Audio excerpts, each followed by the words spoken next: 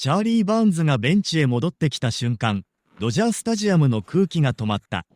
7失点、ブルペンゲームとして組まれた試合の、その中心を担った男が、オークランド・アスレチックスという格下相手に炎上した。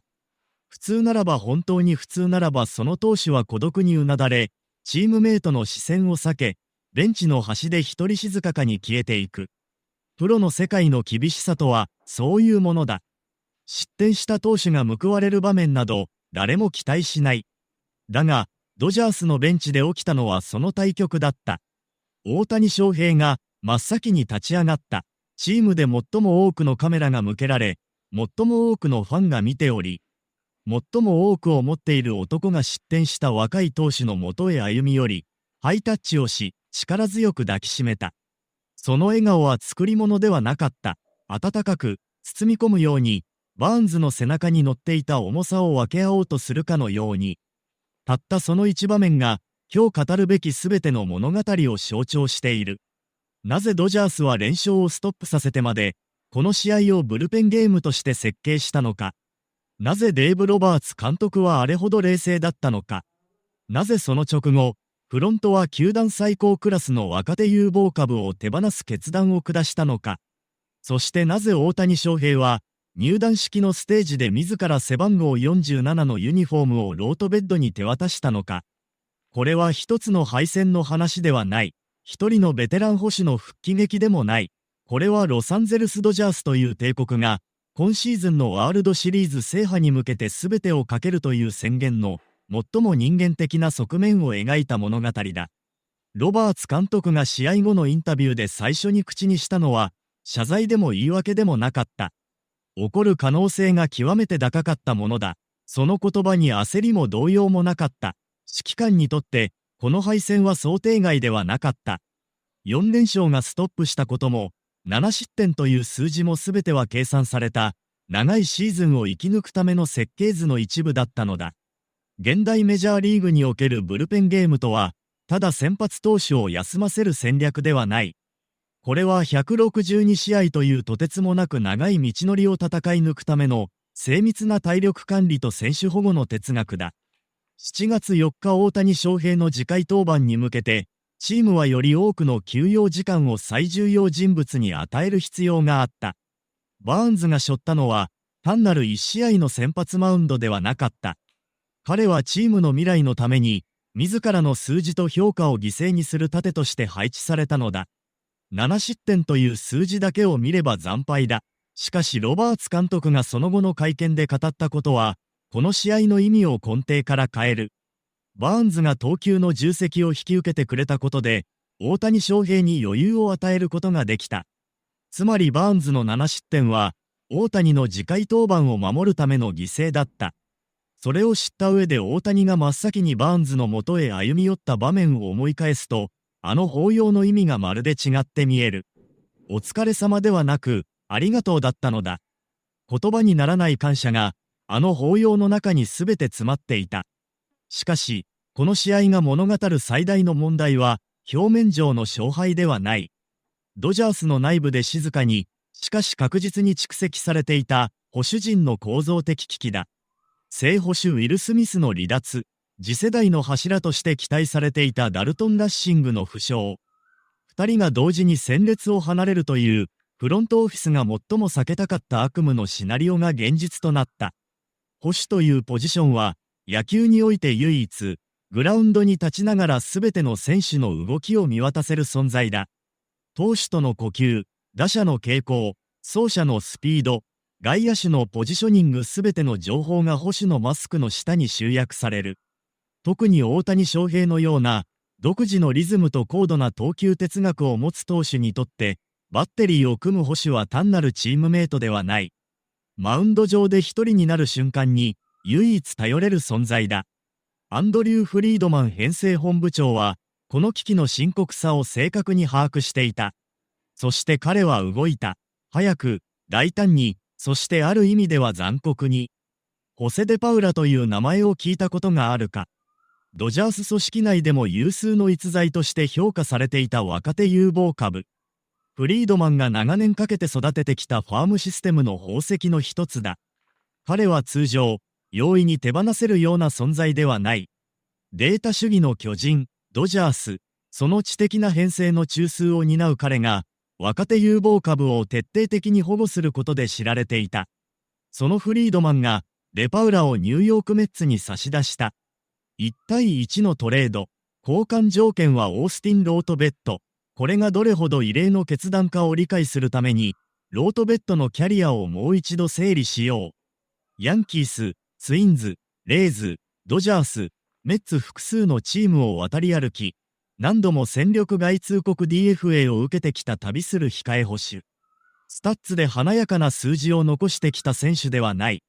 打率、ホームラン、OPS どの数字も、スーパースターとは程遠い。世界中のアナリストが首をかしげた。なぜ未来の宝石を手放してまで、この男を呼び戻すのか。その答えは、数字の中にはなかった。5年契約。フリードマンが発表した契約内容に、野球界は一瞬静止した。30代を迎えるベテラン捕手に対して、5年という長期契約を与える。このこと自体、現代 MLB では極めて稀だ。通常、この年齢のバックアップ捕手が与えられるのは1年、せいぜい2年の短期契約だ。しかしドジャースはなぜ5年にしたのか。ここにフリードマンの隠れた戦略が透けて見える。大谷翔平の投手としての全盛期、山本由伸のエースとしての円熟期、このドジャースの黄金時代のタイムラインに、ロートベッドの在籍期間を完全に重ね合わせたのだ。単なる穴埋めではない。大谷と共に走り続けるための専属バッテリーパートナーとして、5年間にわたって彼を固定するこれがフリードマンのビジョンだった。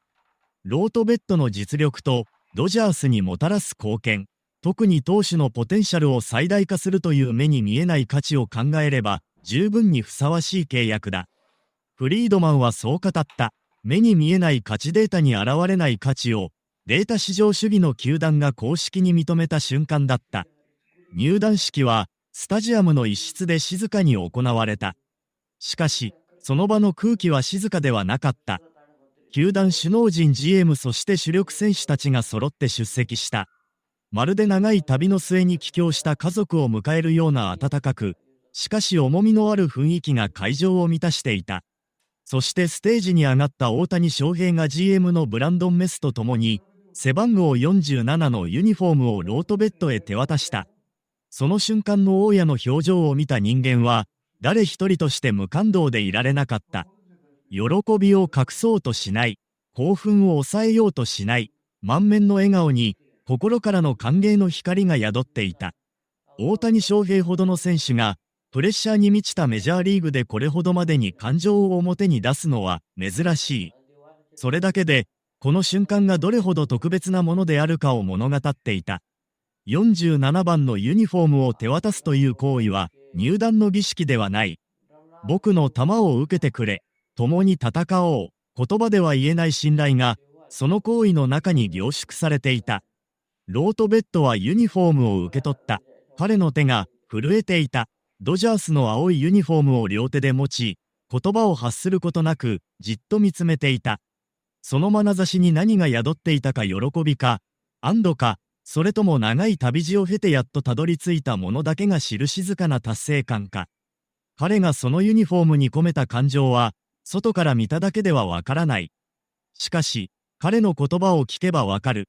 ドジャースを離れていた期間は、自分にとって大きな試練であり、深い自己反省を繰り返す日々でした。暗闇の中を歩いているような時期もありました。しかしその苦しい時間があったからこそ、私ははっきりと気づくことができたのです。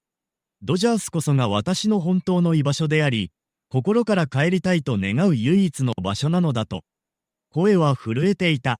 プロとして20年近く、何度も戦力外通告を受け、何度も荷物をまとめ、何度も見知らぬ町のホテルで天井を見上げてきた男の声が、複数のチームを転々とし、その度に必要ないと告げられ続けた男が今、世界最高の球団のユニフォームを、世界最高の投手から直接手渡された。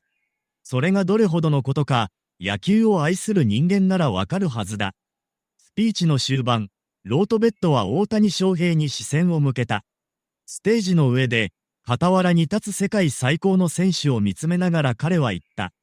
大谷選手に対しては、言葉では言い尽くせない深い尊敬の念を抱いています。彼との連携方法、彼のリズム、彼の考え方について、これからさらに深く学びたいと思っています。そして静かに、しかし力を込めて、翔平、私を信じてください。わずか一問、飾りのない言葉、しかし会場の空気が変わった。これはただの宣言ではない。人生をかけた約束だ。何度も必要とされなかった男が、ついに必要とされた場所で、最も必要とされている人間に向けて語りかけた誓いだ。しかしここで、この美しい物語に一つの大きな影が差し込んでくる。ダルトン・ラッシングの運命だ。ドジャースが誇る、次世代の主軸保守候補。打撃力、守備力、将来性すべてにおいてトップクラスと評価されていた若い才能だ。彼がドジャースの正捕手として活躍する未来を、多くのファンとアナリストが書いていた。しかしロートベッドとの5年契約が成立した今、現実はどうなるのか。5年間、大谷翔平の専属保守ポジションはロートベッドが担う。フリードマンがそう設計した。ということはラッシングには少なくとも向こう5年間、ドジャースに正捕手として居場所がない可能性が高い。フロントの選択肢は限られる。一つ目は、ラッシングを外野や一塁へコンバートし、その圧倒的な打撃力を別ポジションで生かすこと。しかし、これは保守としての彼を事実上封印することを意味する。長年積み上げてきた保守としての技術と経験は、どこへ行くのか。二つ目は、夏のトレードデッドラインにおいて彼を最大の駒として使うこと。先発投手の補強や他のポジションの穴を埋めるために、ラッシングをトレードチップとして活用するシナリオだ。どちらの選択肢も彼の夢に対して容赦がない。これが野球というビジネスの残酷さだ。チームの勝利のために、一人の有望な才能が犠牲として組み込まれる。ラッシング自身に何の落ち度もない。ただ、大谷翔平のマウンドを守るために、より緊急性の高い判断が下された、それだけの話だ。しかし当事者にとっては、それだけの話では終わらない。ではなぜ、フリードマンはこれほどの代償を払ってまで、ロートベッドを選んだのか。答えはデータにはない。それはあの瞬間にある。昨年、大谷翔平がコントロールを失いかけたイニング、マスクを外してマウンドへ歩み寄ったロートベッドが、世界最高の投手に向けて言った言葉。君のブレイキングボールは世界一だ。どこに来ても、僕が止める。自分を信じて投げろ。大家の呼吸が落ち着いた。肩の力が抜けた。迷いが消えた。そしてその後大谷はマウンドに戻り、本来の自分へと引き戻されていった。この事実を大谷自身がフロントに語った。数字ではなく、信頼を理由に、ロートベッドの名前を自ら挙げた。フリードマンは、その言葉を無視しなかった。コンピューターを閉じて、人間の言葉に耳を傾けた。そしてデパウラという未来の宝石を手放してまで行動した。これは現代 MLB の文脈において、ほとんど革命的な意思決定だ。